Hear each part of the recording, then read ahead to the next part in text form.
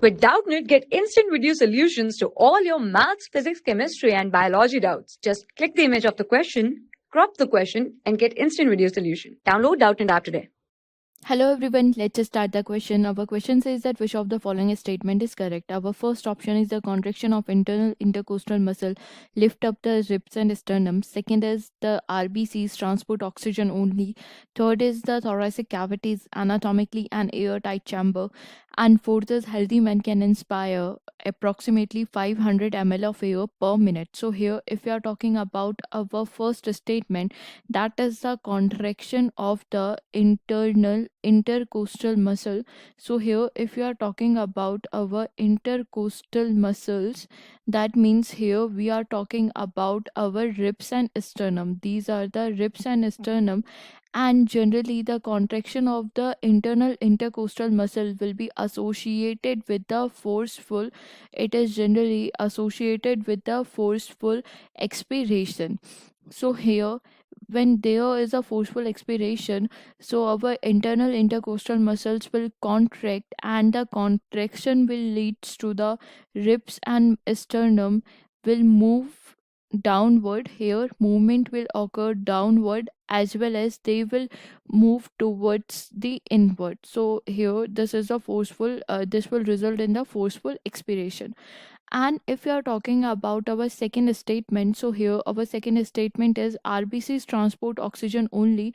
So here if we are talking about our RBCs or erythrocytes, so in RBCs generally hemoglobin is present, which is the major transporter of the gases. Here our hemoglobin will be present, which is known as the respiratory pigment. So this hemoglobin can transport oxygen as well as it can transport carbon dioxide. It can produce a complex with oxygen, that is it will produce oxyhemoglobin, which is generally responsible for the transportation of oxygen. And if we are talking about our carbon dioxide, so hemoglobin will make a complex with carbon dioxide, that is our carb hemoglobin. Here the here our hemoglobin will attach with the carbon dioxide and it will form a complex, that is our carbamino. Here it will be the carbamino hemoglobin, and this is generally responsible for the transportation of carbon dioxide in the tissues.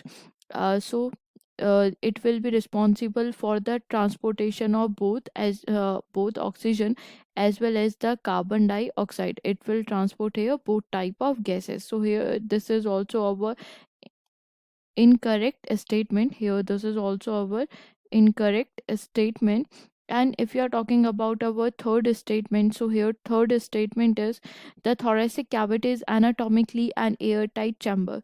So here if you are talking about our thoracic cavity which is produced by the rib cage, here our lungs, this is the cavity inside our lungs. So here our thoracic cavity will be packed by it is packed by the cells, or we can say it is packed by the structures by all side. Here it is packed by the ribs and sternum, diaphragm as well as the vertebral column, which will resulting into the airtight chamber, as it contain the space for the air. If we are talking about our fourth option or fourth statement, that is here our fourth statement is healthy man can inspire approximately 500 of ml of air per minute. So here if you are talking about our this statement, so the normal breathe, if you are talking about our normal breathing rate in humans, so normal breathing rate will be generally the, it will be our 12 to 16 breathe per minute. We can breathe about 12 to 16 time in a minute. So here if you are talking about our normal tidal volume is the normal breathing in which we will inspire or expire the air. So here if you are talking about our tidal volume, then it will be the 500 ml. So that means in a minute, if we are talking about our in a minute, so that means the volume of air which we inspired in a minute, it can be calculated by multiplying 12 to 16 by the 500, that means it will occur in if you are multiplying these values, so here we will get the value of 5000 to here 6000 ml per minute. Here it will be the inspired value will be the 5000 to 6000 ml per minute. So here this statement is also incorrect, because in our question it is given that healthy men can inspire approximately 500 ml of air per minute. So it is the tidal volume, not the inspiration volume.